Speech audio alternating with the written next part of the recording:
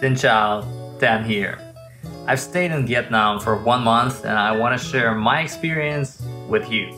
Let's go. So before Vietnam, I was staying in Cambodia for 1 month and then I flew here to the city of Da Nang. I didn't have any expectations about Vietnam. The only thing I knew is Vietnam War, and it's not like I'm good at history, I just knew it as a fact that it happened before. But that's all. I didn't have any expectations. I kinda thought that it might be a poor country, but that's it. And I was surprised. It was really nice here, and I want to tell you why. So, I flew from Cambodia, from Siem Reap to the city of Da Nang, and the first thing that I see is that the airport is really new and clean and expensive and nice. The architecture is really fine, so I loved it. I knew that I'm set up for a good start. From the airport, I went straight to my Airbnb, which I talked about before on my channel. And I was looking around from the windows of the car, and the city looked really nice. You do have a huge contrast between poor houses and skyscrapers, but it's interesting. It's something like Malaysia or Singapore, like you do get some small houses and you do get the skyscrapers nearby. Streets were fairly clean. There was no traffic, so it took me around 20 minutes to get to my Airbnb. Yeah, that was my first impression. I was surprised how good this city looks. And well, then I went on to explore what's there about Da Nang. And firstly, as usual, I want to talk about food. Food in Vietnam is amazing. Yet again, you do have a lot of choices of various cuisines from all over the world. So you can try Turkish cuisine, a lot of Korean restaurants here as well, Italian restaurants, local cuisine that you usually try in the local restaurants, but there's a catch there. A lot of local restaurants, they don't have the menu in English, and you have to use Google Translate to translate everything that you see, which is kind of tough because the translations that you get, they are not really nice and they're not really descriptive, so you kind of don't know what you're getting. What happened to me before was that I ordered the squid fried rice and I got the squid, but I didn't get the rice. And I asked him like, hey, I want the fried rice. And he said, yeah, fried rice. I'm like, yeah, where's the rice? And he was surprised. He was like, what the hell do you want from me? So I got the rice anyway, but yeah, this is the tough part about Vietnam. It's that communication is tough. Going back to the food is good, it's delicious, it's cheap. It can be expensive. There are good, expensive luxury restaurants here, but most of the time you can probably spend around $2 or $3 on a meal and it will be a really good meal. I think the best that you can do is pho bo. I'm not sure if I'm pronouncing that right because that's like a huge debate online how to pronounce that, but anyway, the Vietnamese soup with the noodles and beef, it's really filling. You spend $2, you get like a huge bowl of it, the best. Also, all the restaurants, they do give you free iced tea. And to this day, I have no idea what they do. It's like, it's a yellow tea, but it's not green tea. And online, I couldn't find what it is because people say that it's just a mild green tea. No, it's not. It tastes like biscuits. I have no idea what kind of water or tea, whatever that is. I have no idea what's that. But if you know, please let me know in the comments because I love that stuff and I would be happy to cook it for myself. So yeah, food is cheap, food is clean, and food is delicious. So I loved it about Da Nang. Going back to communication, it's really tough. It's super hard here. It's hard to understand others and others don't understand you. Prepare your Google Translate because you're gonna use it a lot. People don't speak English like in 80% of the cases, so it will be really tough to talk to them. And even if you have a translate sometimes it's hard because it translates into some weird stuff, so they still don't understand you. But it's fine, you know, you can get around. Ordering food in local restaurants is kind of like a gamble, so sometimes they do have pictures. So at least you can see the picture and say, okay, that's what I want. But most of the times they just have the menu with words written in it, and you can use your translate, which doesn't help much. So the best you can do is probably ask for a fried rice with beef or pork or chicken, whatever you want, and they'll try to make it and let you know if they have it. But, you know, you could just randomly pick something and try it. You're not gonna die, you know, it's fine. Communication sucks. It's awful. Best I can do is Xin Chào, which is hi in Vietnamese, but that's all. Even though communication is really hard, people are really nice, mostly nice. In the tourist areas, you do get some street sellers that are trying to sell you stuff or trying to take you on tour around Da Nang.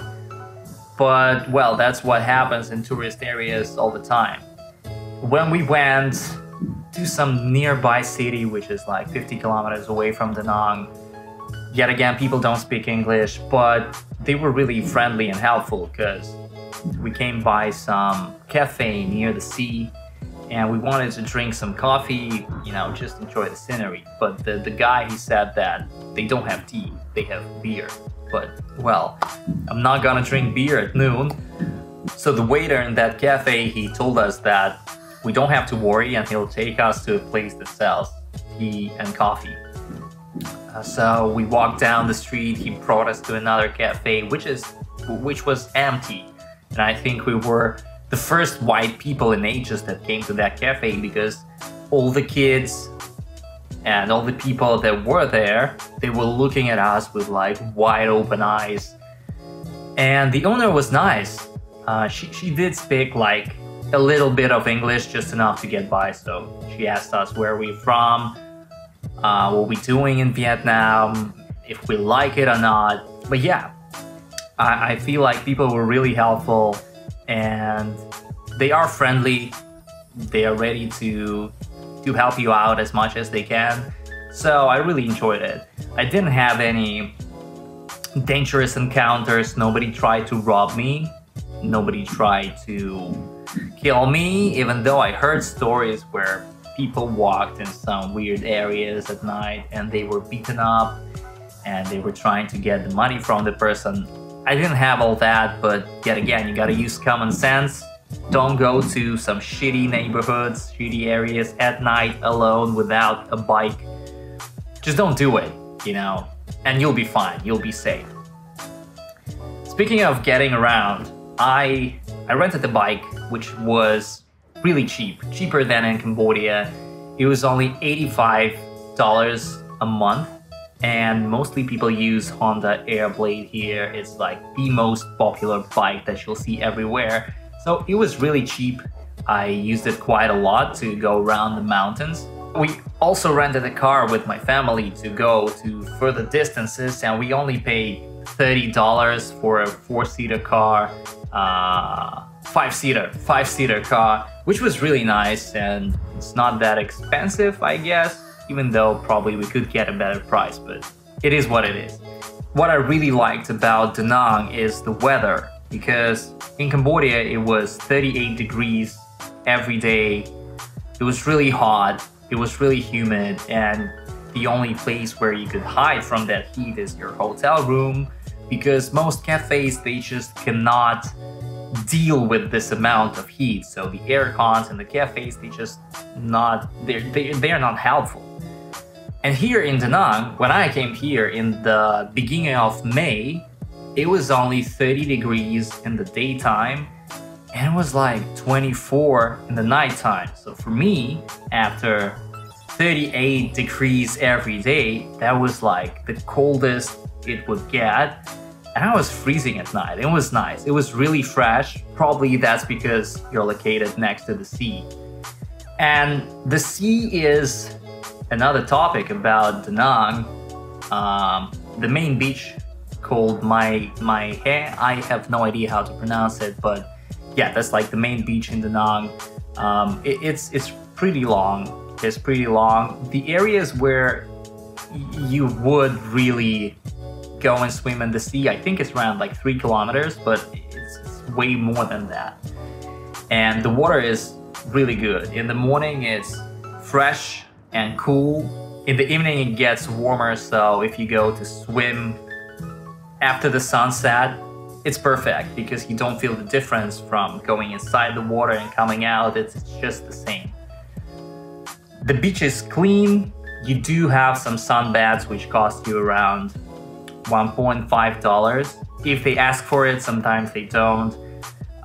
You do have some surf rentals in Da Nang as well, which is pretty cool. Surfing is okay here. It's not amazing, but it's really good, and there are at least 3 rentals at the beach that I saw. It's good, it's good. Even though somebody told me that the surfing season is over by the end of May, I'm not sure, but you could try. It's worth giving it a try here. Apart from the beach, it is worth going around. So we did go like 50 kilometers north and probably around 100 kilometers south, just traveling around in a car, just seeing what Vietnam looks like, and it's mind-blowing. So if you go north, you go into the mountains pretty quick, and it is just mesmerizing. Probably that's something like Lord of the Rings, something like New Zealand, because it's a lot of greenery growing in the mountains, and you do get the fog and the clouds surrounding you, and down below you see the sea, and it's just amazing. It's cold up there. It's not really cold, it's just cool up there, but it's so refreshing and the view is amazing. And a lot of locals, they just go into the mountains just to chill there. They could stop by the edge of the road and just watch the ocean, which is amazing. So yeah, going north into the mountains, just randomly exploring, it was amazing. It was beautiful. You should definitely try it. Also, if you go to the Tra Peninsula, which is located like next to the touristic district in Da Nang, it's just 10 minutes away. There is a beautiful temple there, beautiful pagoda and the Buddha, and it's so clean and fresh and nice that I was amazed. To be honest, I felt like I was in Japan for some reason, but it's amazing. If you go there just to have a walk, just to take a look. A lot of people, local people, they go there to pray, I guess, because I saw some people praying. But apart from that, you could go around the Tra Peninsula, even though we couldn't do it because both times they had a landslide, so they wouldn't let us go further. But yeah, it's the same thing going into the mountain, but I went there 2 times, and the first time it was sunny and still it was fresh and kind of cool up there, and you could see the city from up there, and the view is just spectacular. And the second time I went there, it was really foggy, so you feel like you're in a Silent Hill movie, and it's a completely different feeling while you're going to the same place. So it's mesmerizing. Also, Bana Hills is worth a visit. Bana Hills is like a resort built in the mountains by a local development company that is really rich. It's amazing as well. You go really high up into the mountains. You gotta take a cable car that lasts for like 20 minutes or something. The views are amazing, and then you go through the clouds, and yet again you get the feeling like you're in the Silent Hill movie. So it's beautiful, but beware of the scammers. Maybe not, I don't know. So what happened is that we came to Bana Hills, and down there you have to buy a ticket for the cable car, so you can go up and you can go down. And the ticket booth is not really obvious. There's no sign that you gotta buy a ticket here. And the electronic booths, they just didn't accept the cards. So I was confused, and I was approached by some local girl, and she said, "You wanna buy a ticket?" I was like, "Yeah." And she said, okay, follow me. So me and my family, we followed her, and she was talking to some random guy, and he said, okay, come with me, just one person, I'll sell you the ticket. So it really felt like a scam. So I told her, you know, stop it, get some help. So we went back to the entrance, and I'll show the video clip. Like, these are the ticket stations where you gotta buy the ticket. Don't be a victim of the scam. Be careful in Vietnam. You know, always be aware that you're a tourist and you have money and somebody wants to take that money from you. So when you go up to Bana Hills, it's a huge park. It's a resort. It's a huge amusement park. You have an alpine roller coaster there, which I always wanted to try in my life. You have a castle there. You have arcades. You have restaurants. It's not enough to go there for one day. I think you gotta probably stay there for a couple of days, or at least travel multiple times to see everything that they have. And yeah, Bana Hills is the place where you would go to visit the famous Golden Bridge, which is the bridge that is held by the hands of Buddha or whatever. I think it's just like an installation, but it looks amazing. You go there, you can take a photo with a flag of your country, because they do have the flags right there that you can use to take a picture with. The scenery it's crazy. It's impossible to show it through the screen. It's impossible to show it through the camera. You gotta be there, you gotta feel it. It's just amazing. And yet again, you have a temple over there that you can go to, and it's so peaceful. They do have monks living there as well, and it's peaceful and it's amazing, and it's really worth a visit. Yeah, Tra Peninsula, Bana Hills, that's like the destinations that you gotta go to. And then traveling up north and traveling south. Traveling south was really interesting. So we did go south and we didn't see much at first. So it was just like a local city. It's worth mentioning that the roads were amazing all the time.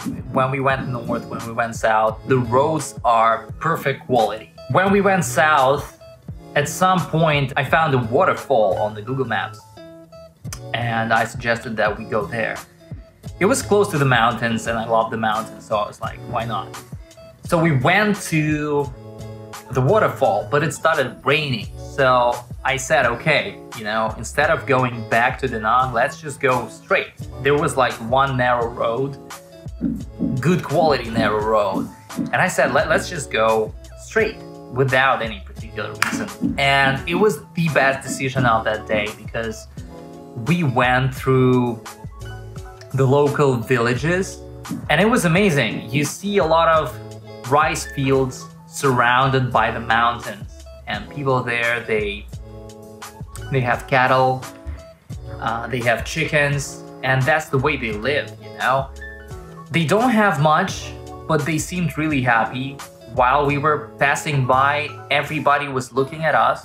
I guess they were surprised that we're there, like, what the hell are you doing here? But they were really happy to see us. Everybody was saying hello or xin chao, and everybody was smiling.